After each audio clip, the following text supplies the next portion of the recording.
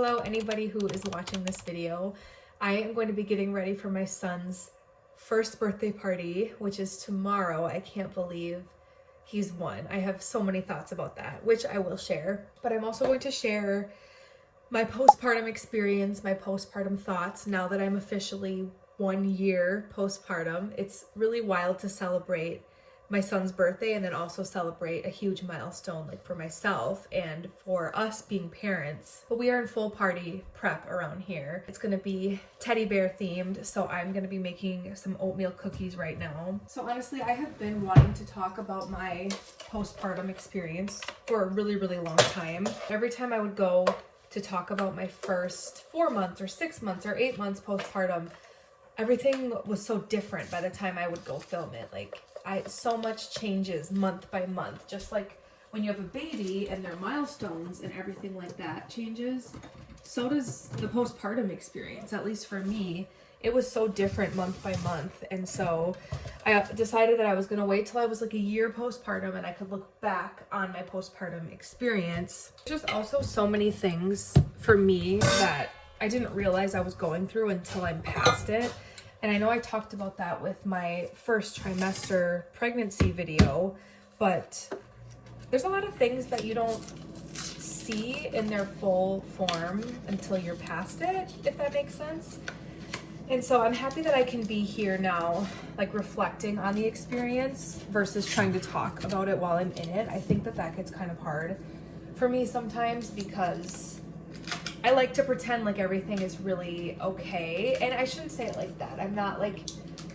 I like being honest and vulnerable. And as I'm aging, I'm like getting more real about things and being able to say like, yeah, I'm going through a hard time right now. But when you're in it, it's almost like it's helpful to sometimes look at the positives. And I'm a person who always looks at the bright side of things. So all that to say, I think I can more authentically talk about my experience now that I'm out of it. But I'm gonna break this video down. I'm gonna try to break this video down into a couple of different like sections. So the first, I'm gonna talk about those first 30 days, the newborn bubble, and all of the things like with that. And then I'm gonna talk about my breastfeeding journey, which is a huge part of my postpartum experience. And then I'm also going to chat about my physical recovery from birth and postpartum and all of that, and my mental recovery. That's not really the right term for it. My mental health through postpartum. I have my recipe written down. I'm a pen and paper person. I have to have stuff written down. I have honestly never made oatmeal cookies before in my life because if I'm gonna eat cookies, I'm probably gonna eat like chocolate chip.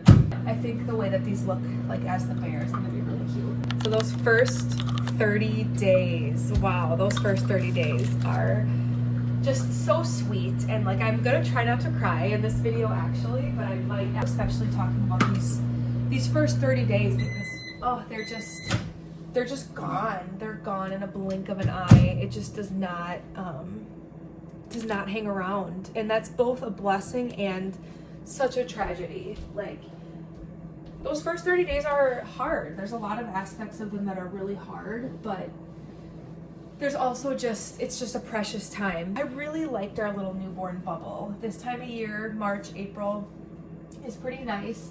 It's chilly where we live, so there were definitely times that I wanted to get out and do more with my little newborn that I couldn't.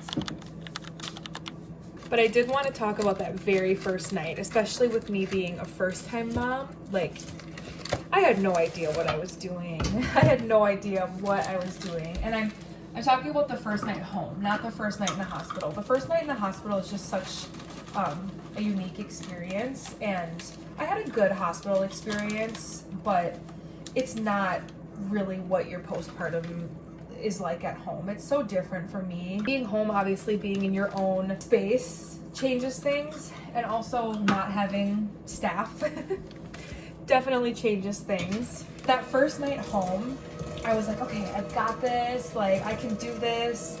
And I was up like every hour with him, and not because of him. It was mostly me, like not really knowing what I'm doing. I wasn't burping my baby for long enough by any means. I would breastfeed him and then burp him for like 10 seconds, and he would let out like a little one. I'd be like, oh good, he burped, good, I can lay him down. Or he wouldn't burp, and I'm like, oh, he must not have to. And that's just me being a first-time mom, but I would go lay him down, and he would just like instantly start fussing. And I'd pick him back up and like try again, and I didn't know what he wanted, so I was like offering him the boob more, and he didn't want it because he was full and he was gassy. It's just kind of, it's funny, like I'm giving myself grace because I've never done this before, but I definitely had the room too bright, and I was not burping him long enough, because as soon as I realized that, he was sleeping like so good for us. Those newborn days, I was expecting to be just like a zombie the whole time. And don't get me wrong, I know for a lot of people that is the reality, is it's lack of sleep and all of that, but for us, like, he was giving us really good 4-hour stretches right away as a newborn, as soon as I figured out that he needs to be burped for like a solid minute or two, because he was just too gassy and I was trying to lay him down. So that's my experience with it. I know that that's not everybody's experience with it. This whole video is going to be, just so I don't have to keep saying it, this is definitely individualized. Like, some of the things that I'm going to talk about are not how it was for everybody. So if you're like having a baby soon, things might be different for you. They probably will be different for you. I would get up with him, I would breastfeed him, burp him, and he pretty much went right back down, which was awesome because sleep is everything. Like, I can remember thinking that I was getting such good sleep compared to pregnancy. Like, at the end of pregnancy, I was up every hour or two having to pee, or just in general being pretty uncomfortable. With postpartum sleep, like, yeah, I was getting woken up by a baby, but when I was sleeping, I was much more comfortable. I actually felt like I was getting more quality sleep than I was at the end of my pregnancy. So like, sleep wise, I felt pretty good. And I was like, if I got a good 4-hour stretch, 3.5 to 4 hours, I felt on top of the world. Pre having babies, a 3.5 to 4 hour stretch of sleep, like, that would not have been good enough. But your body adjusts. At least mine definitely did. Al was able to get off of work for those first 2 weeks, which was such a blessing because we just had a really great routine down. With me exclusively breastfeeding, I was the one that got up with him all in the night, and which I wanted. Like, I really wanted that, and Al offered to help, and I'm so grateful that he offered to help that way. And he would always get up and be like, do you need anything? And I was like, honestly, no. Like, I want you to get a good night's sleep. I've got the night shift. And then that was really good because, yes, I was like a little bit tired waking up, but he had a really good restful night of sleep. So that way when he woke up in the morning, he would usually get up with Arthur, and, you know, after I would feed him, he would hang out with Arthur, and I would get a little bit extra sleep. And Elle, he would always make me breakfast, and to this day I call this breakfast my postpartum breakfast, because he would make two fried eggs on sourdough bread. My sister gave us a bunch of sourdough bread my whole postpartum, which was amazing. I love her for that so much. And he would put hot sauce on it, or sriracha or something, and I can't even explain it to you, but that was like my postpartum meal. It was so good. Every morning I looked forward to it, and if he makes it for me today, I'm like, I remember this was my postpartum meal. He was great. He made sure I was eating enough protein for breastfeeding. He would just make me coffee and breakfast and everything, and that was really sweet. That was so good for our marriage and for our parenthood team. Like, I got the night shift, he got a really good night's sleep, and he would really take care of us in the morning. And we have 2 dogs also, so he was just on top of it with like making sure they were getting exercised and fed and all of their needs. So my newborn bubble was really pretty cozy, and I owe so much of that to the partner that I have. I was able to just like in the morning, he had it all. He had the house, he had the dogs, he had everything, and I was just able to like get some sleep, cuddle my newborn, breastfeed him. So that was incredible. And it makes me look back on this experience now and have like a lot of good thoughts about it. We would take walks around the neighborhood, and Al would wear Arthur, or I would wear Arthur. We'd take turns. So now I'm gonna chat a little bit about my breastfeeding journey, because there's been a lot of ups and downs with breastfeeding. It's really been a journey. I know that word is like so overused by me and other people, but I can't think of a better way to describe it. Like, there were moments where it was just the most beautiful thing I have ever experienced in my life. And then there were moments that it just, it tore me apart. It really tore me apart sometimes. But I am really happy to say throughout all of it, I am still breastfeeding at 1 year postpartum, and I really don't plan on stopping for now. We're just gonna adjust that as we go. But I knew I wanted to breastfeed my baby, or at least try. Like, I knew in my heart that I wanted to give it a shot, but I wasn't going to let it consume me, or so I said. It wasn't going to consume me. It definitely did. Yeah, right away, like, we had a really good relationship with breastfeeding. Like, those first 30 days too, I just really felt so good about it. Like, he was eating, he was latching really good and giving me signs that he was full, and he was gaining weight beautifully, which gave me so much confidence. Like, in the beginning, I was like, am I doing this right? Like, I think I'm doing this right.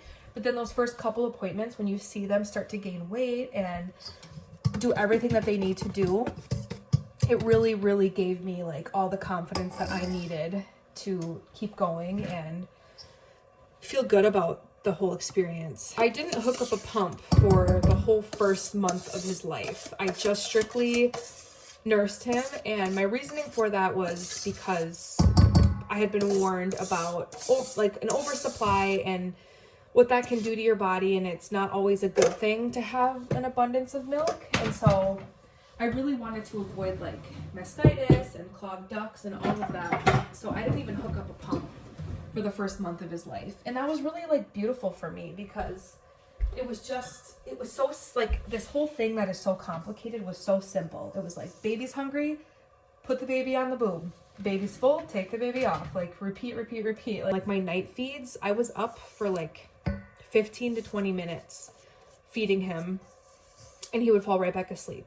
And it was just like, I didn't have a single bottle to wash. I wasn't super tired. I wasn't like upset. I wasn't like I had a screaming baby I had to make a bottle for. It was just like, okay, he's up. All right, let's feed him, burp him, put him back down. But then, Al wanted to participate in that bond of feeding him. So I started to pump when he was around 1 month old, and I was really excited to hook up the pump. I got like 4 ounces, and I felt a little bit discouraged by that, because I'm like, you see people that pump and they fill up like their whole pump, and they fill up a mason jar and all of this. And so I guess I was just expecting to get a little more, especially with how full I felt all the time. So I was a little bit like, oh, okay. I mean, now that I'm out of it, I know it's because that's about what he was eating at that time of his life. Around 1 month old, he was eating probably 3 to 4 ounces. But at the time, I was like, definitely not super happy with that. I made enough for him to have a bottle, and that was really our goal. So we just kind of kept on that routine, and I was starting to think like, okay, well, when am I supposed to pump now? Because I breastfeed him all day long, so when do I pump? So then I just settled on, okay, I'm just going to pump at night before bed. Like, Al's gonna give him a bottle, and I'm gonna pump instead of feeding him. Like, that's gonna be our routine. And that worked really well, actually. I really liked that routine. And even the nights that Al would work, I would still give him a bottle of pumped milk so that I could keep my routine consistent. Like, I'm just such a big routine person, if you haven't gotten that theme by now. I don't want to forget to say this, because this is how I really helped build up my supply in the beginning. I finally, after like a couple weeks of this, got a Haka. And if you don't know what a Haka is, it's like a little silicone. It's technically a breast pump, but it doesn't hook up to anything. It's just like this little silicone. I wonder if I still have mine up here. I haven't used it in a really long time. Here's a Haka. So you hook it up to one boob while you nurse on the other, or pump on the other, or whatever.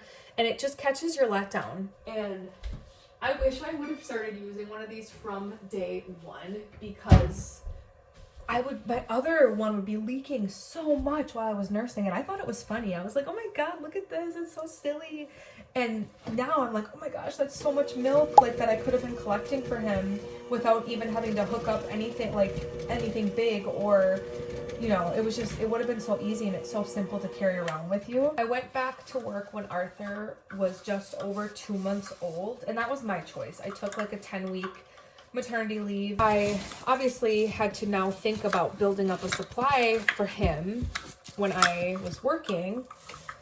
So I started to kind of stress out a little bit about that, and just to see that I wasn't getting this giant freezer supply scared me a little bit, but I was trying to just not freak out about it too much. So far it was pretty smooth. And then I went back to work, and that's when things definitely changed with my breastfeeding experience. So for a little backstory, I work at a preschool in a daycare, so he was actually able to come to work with me, which was amazing. And I would go right in the infant room and feed him certain days, but it just didn't work out. It didn't line up that way every single day, so I still brought pumped milk for him.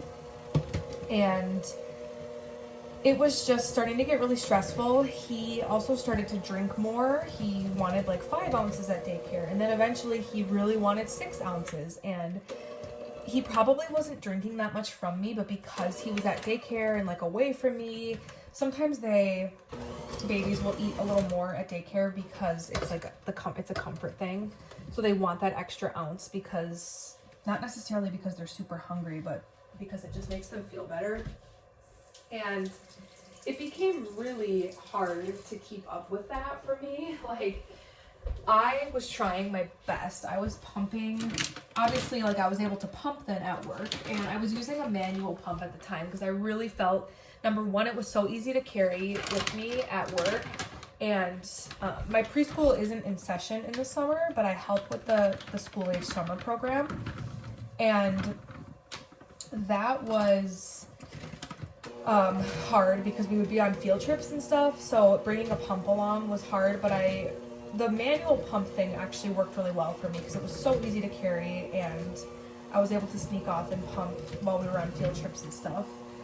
Not very easily, and I'll talk about that. It was becoming just really hard because I wasn't getting 6 ounces when I was pumping. I was getting like 4 to 5, sometimes less. Honestly, sometimes I would get like 3 ounces, and it really freaked me out. It's very normal. If you're watching this and you're like going through what I'm talking about right now, 3 ounces is a beautiful pump. But it's hard to keep up with the demand of, like, when he's at daycare, he needs 6 ounces, and he was drinking like 3 to 4 bottles a day at daycare if I didn't feed him at all. So with all of this, I made the decision to keep pumping and nursing him at home and nursing him whenever I could, but to supplement with a little bit of formula just to give myself like that break of that release of pressure of having to keep up with how much he was eating. And that was working well. I mean, I definitely didn't want to, but he was only getting like a very little bit of formula, and I was primarily still nursing him and breastfeeding him and all of that. So that worked out, and that was good. But like, I will not lie to you guys, I really, really hated pumping, especially in this phase. It just really broke me down because I started to really put my worth in ounces, and I was trying everything to get my supply up so that I could stop supplementing with formula. And I will say, like, I don't think there's anything wrong with supplementing with formula. Like, that's what it's there for. It's there to help us moms. For me, I just really wanted to try to not have to supplement with formula anymore, so I tried everything. I was eating oats, and I was eating Oreos and Dr. Pepper and oatmeal cream pies and avocados and bananas, and I was drinking so much water, and I was eating more protein, and just like literally if you look up like how to increase milk supply, I tried it. Brewer's yeast, I made brewer's yeast oat balls, which I still like. I love them and everything, and it was good, but it's just nothing was truly helping. Like, I would think things were helping because then I'd have a really awesome pump, but that's just it, is like pumps fluctuate. That's just so normal. And I would be like, okay, this must be working. And then if it didn't work, I'd be like, okay, I'm not doing that anymore. That doesn't work. It was starting to weigh on me so much. Like, I was obsessed with it, and like in a good way, yes, but also sometimes in a little bit of an unhealthy way of just like, it messed with my self-worth. Like, I would have a really good pump and I'd be like, oh my God, I'm the best mom ever. I'm amazing. I'm a superstar. Then I would have a bad pump, bad as in not as good as the other one, and I would just feel so defeated. I would feel like such a failure, like my body was failing him. I remember just sobbing to Al, like just so worried that this was gonna be the end for us. I did go see a lactation consultant because my main concern was, if he's eating 6-ounce bottles and I'm not consistently getting 6-ounce pumps, then is he getting enough? Like, and he was gaining weight. He started to kind of slow on his curve. That started to make me nervous because I was just having these, what I thought was a supply issue. And then it's like, then we'd go to his appointments and he wasn't like gaining a ton of weight, but his pediatrician was not concerned. Like, he was like, well, he's kind of getting on his own curve now. Like, when he's a newborn, they gain weight so fast. And when they start to like build their own metabolism, it changes things. Like, to me, it was just like one track mind. Like, he's not gaining weight, it must be because I'm not producing enough. So I went and saw a lactation consultant, and she observed a pump and a feed, and she was just like, you are too stressed when you pump. Like, when you pump, you're a very stressed pumper. When you feed him, you have such a different demeanor. You're so calm and so happy. And then you hook up that pump and you're like obsessively staring at the milk. As soon as she said that, I'm like, yeah, that's so true. That's exactly how it feels. Like, when I feed him, I'm so happy and I don't question if I'm doing a good job and I don't worry about it. And then when I hook up the pump, I'm like, why haven't I had a letdown yet? Like, trying everything to trigger that letdown. And so she gave me some really good tips and things to try. Her number one thing was like, latch him whenever possible. And because of my job with him being there, she's like, make it happen. Like, go in there, feed him as much as possible, because that latching your baby is like the best thing you can do. That made such a big difference for me. Like, going in and feeding him instead of pumping, I was just so much happier. I was so much calmer. It was really good. And the timing was right, because this was, when I saw her, it was towards the end of August. So my summer program was coming to an end and my preschool was starting back up. And the good thing about that is that I'm at the center then all day with him instead of having to leave for field trips. So I was latching him. Like, we were not really even doing bottles. I would bring pumped milk, but I wasn't really using it, which was good. At this phase, okay, first of all, look at these oatmeal cookies. I don't know if you can see them. They're little bears. I really don't want them to slide down the pan. You see them? They're little bears. So cute. But feeding him took away the pressure of having to keep up with how much he was eating at daycare too. So now I was just able to like pump here and there, and it was really, it kind of took me back to the start of just like, this was so easy for me. Like, work definitely complicated things, and him not being with me all day definitely complicated things, but it was like, it was so simple again. It was beautiful again. And that just really helped me. And then when he turned 6 months old and he started eating foods, that also helped me so much, because with him eating foods, he was eating a little bit less for his bottles. He was still getting bottles throughout the day, or bottles or / me feeding him, but he didn't want it as much and he was eating a little bit less. So that helped me take some pressure off. My big huge 1-year-old is up from his nappy. We're very cozy when we wake up. Right, Bubba's. Whoa, whoa, whoa, whoa, whoa. When he started eating solid foods, it really became simple again for me. It was just, I was nursing him. We honestly stopped doing bottles at all at daycare. I would just come in and nurse him. Because he was able to go a little bit longer, it worked out with my schedule really nice to take those couple of times throughout my day to come feed him. And honestly, like, it really quickly became that when I would start to feed him, come into his room to feed him, he wasn't even like crying for a bottle or for nursing. He was playing. Like, I was a lot of times interrupting his play to go and offer him some breast milk because like I had to until he was 1 or whatever. But me being a more relaxed mom changed everything. I made a post when I was 6 months postpartum and 6 months into my breastfeeding journey of like the best, absolute best thing you can do for breastfeeding is be a happy mom. And I stand by that. I think that a calmer, more relaxed mom is going to make the most milk. Like, that's just, I stand by that. Look at these little bear cookies. I'm gonna decorate them to actually look like a bear and put like a little nose and mouth and eyes, but I think these are gonna be cute. They smell delicious. But I'm still going strong with the breastfeeding. Like, I absolutely love it. I love nursing him. Now that he's 1, we don't do bottles of breast milk at all. I just nurse him in the morning and once in the afternoon, and then before he goes to bed. Breastfeeding is so much, and it's the most beautiful experience, and for me it can sometimes be the most like taxing experience because I was not doing great there. That moment that I went to see the lactation consultant and I was just feeling so defeated, like that was the moment that I really was like, do I keep going or is this ruining me? Because it felt like there were some days that it was really ruining me.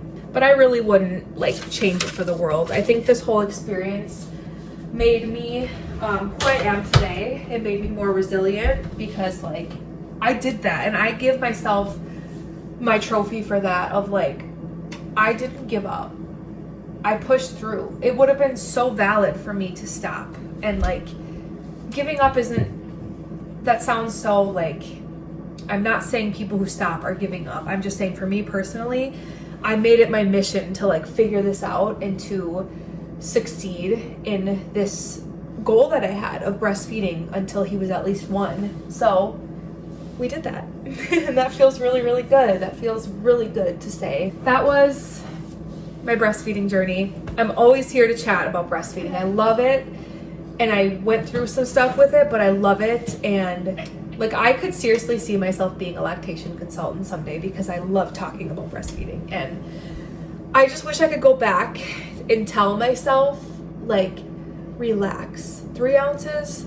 That's amazing. That's great. That's 3 ounces of breast milk. That's awesome. But I looked at it as like 3 ounces, 4 ounces. I'm failing my baby. He needs 6 at least. Like, I'm doing this all wrong.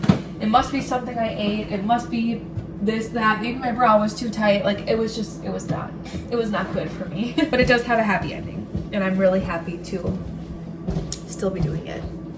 We'll see how long we go for because I'm not ready to stop, honestly. I'm gonna add the little detail to the bears now. This is the part when they come to life. But I'm gonna talk about physically my recovery from birth and pregnancy and all of that. I had a really beautiful recovery from postpartum. Like, I felt good immediately after giving birth. If you want to go listen to my birth story, if you haven't yet, definitely do that if you want more information. But I really had a pretty smooth birth. It was really long, but like it was pretty smooth on my body. And I'm very grateful for that because I think that helped me to have a smooth recovery like I did. I did actually document my recovery and like my belly shrinking. So I'll try to put some of those clips in here. I was genuinely so shocked at how fast I felt like me again. And it's kind of like a wild thing to go from being so big at the end of your pregnancy and my feet were so swollen, my legs were swollen, everything was swollen, to then in like a couple of days just feeling it all go back to my normal.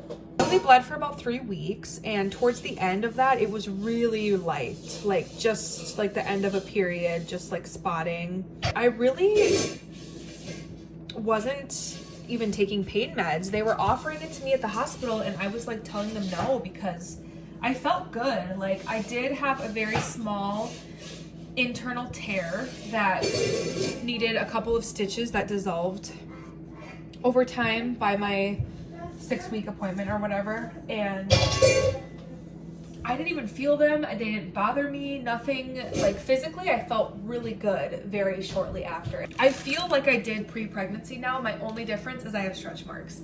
And my stretch marks that's been another physical recovery, is like right away after I had him, they were obviously really red. And now they're there, but they're so faded. Like you can see them, and they're really only on my lower belly. Like if I'm wearing something high-waisted, like you can't even see it. You can see my belly button though. My belly button, I don't know if she'll ever be the same. I hear moms say that the belly button doesn't really ever go back to normal, but that's okay. I just have like loose skin around my belly button now that I didn't have before. Even sex was the same for me very shortly after. It was obviously like a little bit different right away, but it pretty quickly became the same experience that it used to be for me, and I physically felt back to myself, which is like a huge thing. I know a lot of women, something that it takes time, and here I am like a year later, and I feel like for me, it didn't take that full year for me to feel like myself. I think that physically it took probably just like 2 or 3 months before I really felt like me again. And that's my experience. It's very normal for it to not feel like yourself ever again. I mean, there are certain aspects of me that will never be the same. And I take it as like a beautiful thing. I love those aspects of myself physically that will never be the same.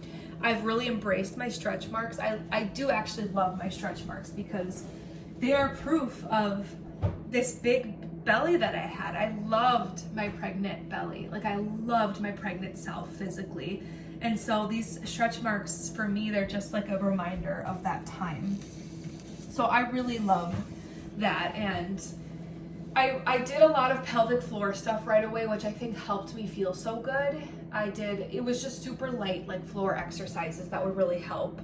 And I did have a little bit of a struggle with peeing my pants. I still do, to be honest with you. It was really bad, like 3 to 4 to 5 months postpartum there a little bit. Like I pee my pants more than I used to.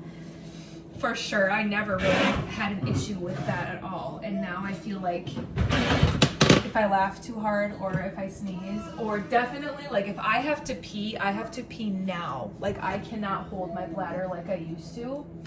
But it's getting better. Like I think just because I know that about myself, I don't know if it's actually getting better or if I'm just aware of it now. So I make sure that I'm like going pee before I do things, because like I won't make it in a store anymore. Because if I have even like a little bit of urge to go pee, it's like we gotta find something or I'm gonna be peeing my pants. I actually peed my pants when I was walking home from work with him one day in the stroller, and it was so embarrassing. I literally, like, I was wearing shorts and the whole back of my shorts had like a wet stain. I like took a video to see if you could see it, and I don't know if anybody could see it as much as it was like obvious to me, but yeah, that was that was a funny story of postpartum. I had such a good experience physically postpartum. Mentally was a little bit different, so I'm gonna switch to that now. I want to remind back to the start of what I said of just like, this is my experience. I don't want this to scare anybody who is like having babies, and if you're pregnant or if you want babies. And I also don't want to like make light of situations, if that makes sense, because what I experience is just not what everybody experiences on both ends of the spectrum. Like there are people who have had it so much worse than I did mentally, and there are people who don't experience the things that I experienced mentally. So just a reminder for that. So pretty much like clockwork, about 48 hours after delivering, I got hit with the baby blues, and I was warned about the baby blues, and I honestly kind of predicted that I was going to get baby blues, just because like I'm already a very like deep feeler, and I know that that doesn't really have like everything to do with baby blues, but I knew that when I was pregnant I was going to be a little bit sad for the fact that I'm not pregnant anymore. I think I even said it in one of my trimester update videos that I was like, I'm gonna miss this feeling. I just knew it was coming. It really hit hard. Like, we were leaving the hospital and I was so happy to be going home, and like I was so in love with my life, my husband, my new baby boy. Like, everything was so beautiful, but I was also really sad. It's almost like, I know people say like when Christmas is over or when they have a trip and they're done with the trip, they get this like wave of sadness because there's anticipation and then it's over. And even something as simple as like, I missed my doctor. Like, you go from the end of your pregnancy, you see him every single week, to then see you in 6 weeks, and then after that, like, see you who knows when. And that was like really hard for me. And especially like, I remember when it was 1 week since giving birth, I was like, oh my gosh, a week ago today we were in the hospital, and I was just like really holding on to that feeling. Every single time that the sun would start to set, I would just sob over anything. Most of the time it was like missing my pregnancy, but there were days that it was like a good sob. Like, I would cry just because I loved him so much. I would cry because I was scared of like wanting to protect him and scared of him being out of the safety of my womb. And now like here he is, and the world can be like so scary, and just the things that you don't really think about before becoming a mom. Now, like, I was just dealing with some of that. I was dealing with a little bit of intrusive thoughts too. Like, I would just constantly picture some really bad things happening to him. Like, not that I was doing them,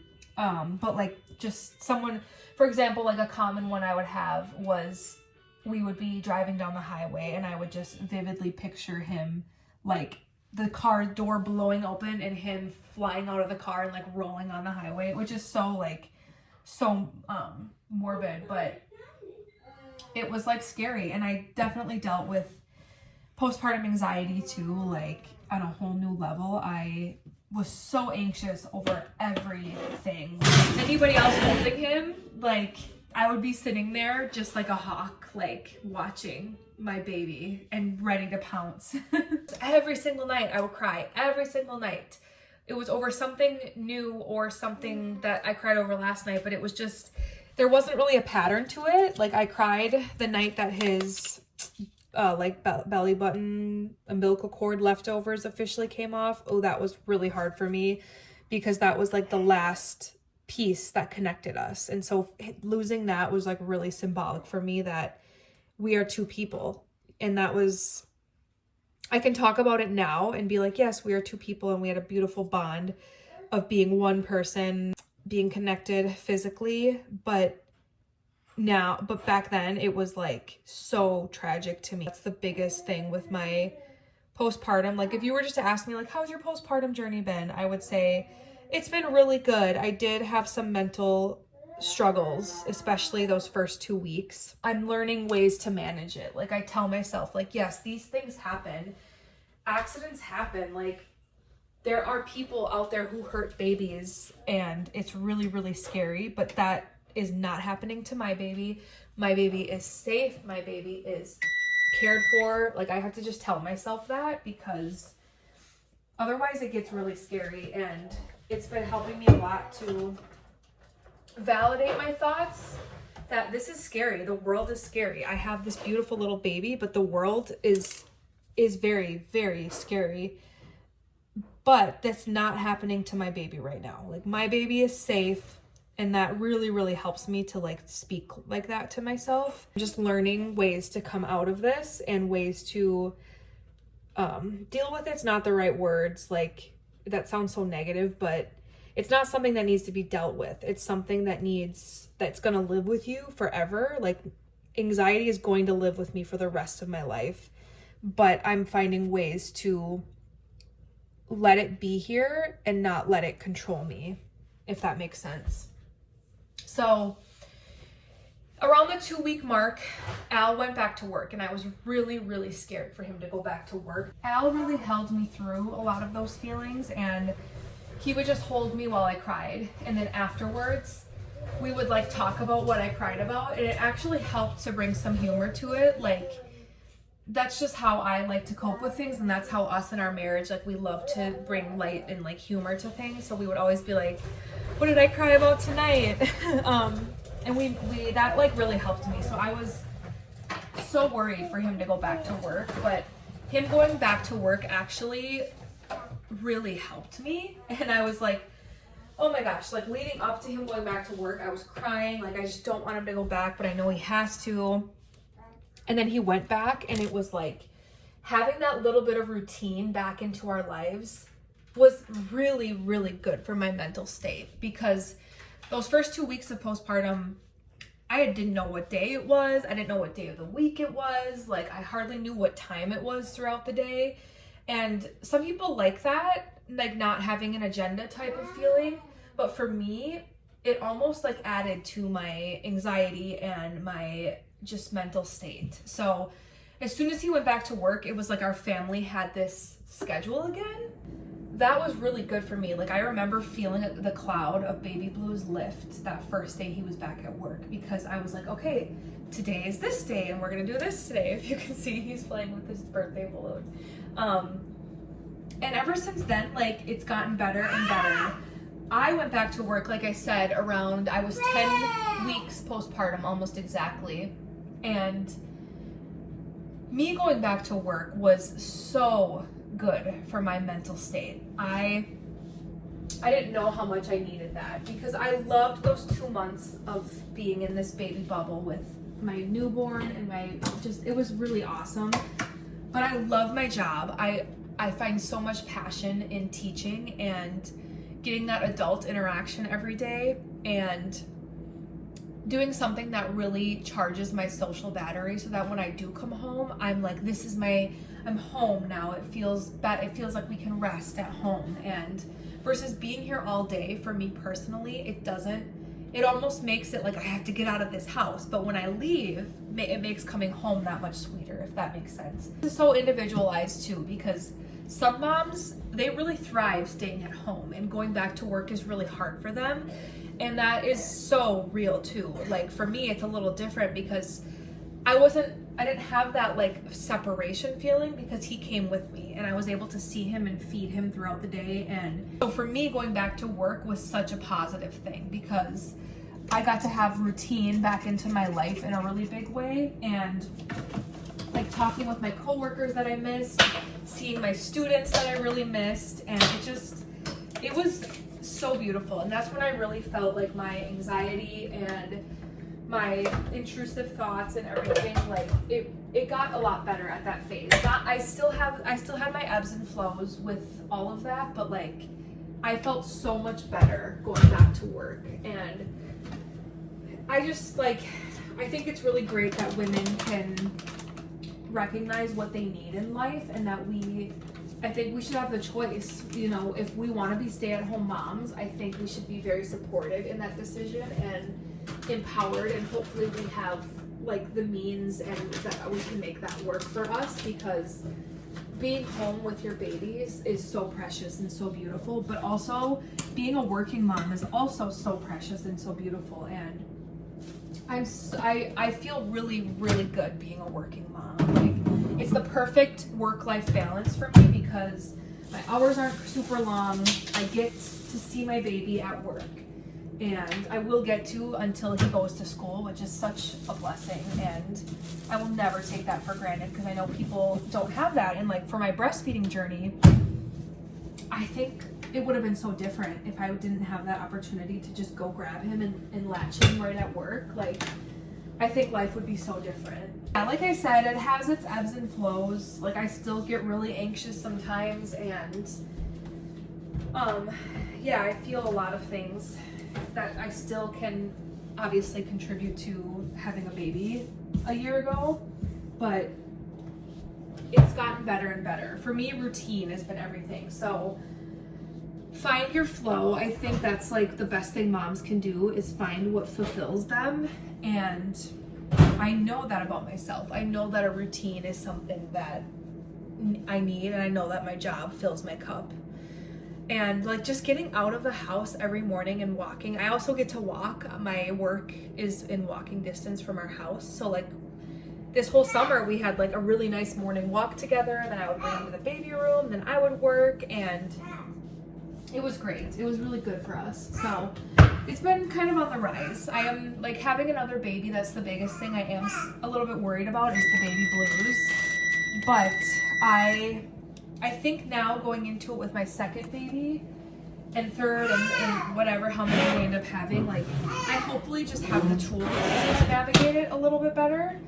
And new things could come up for sure. Maybe my next experience will be completely different. I've heard of things being so different with each baby, and I've also heard of people that it's pretty much the same experience. So we'll see what the next baby brings to my life and to our family. I have to show you what these cookies are looking like so far. So stinking cute. I still have to put the little smile on, but I have to wait for the icing to like fully dry. But look at these little teddy bear cookies. I also have some paw print cookies. These were super easy. These are just peanut butter, and then I did Hershey Kiss and then some chocolate chips. I really don't have a lot of like extra things to say about my experience. I think I covered everything that I wanted to say. I do look forward to doing it again. I obviously look forward to all the beautiful parts and the parts that maybe weren't so beautiful. I think, like I said, I think hopefully I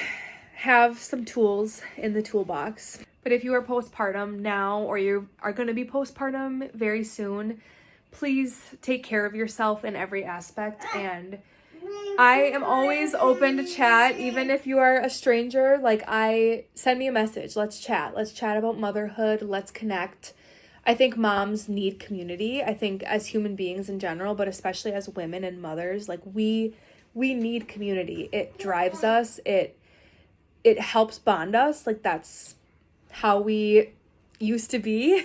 Let's connect. Let's do it. I love these conversations, and I'm hoping to have some more with people very soon. I'm hoping to be able to come on here and chat a little bit more about things. But for now, I've got to get to some more party prep. I'm really, really excited for his first birthday party tomorrow. Thank you for listening to my experience, and I'll hopefully see you guys soon. Goodbye, it's party time.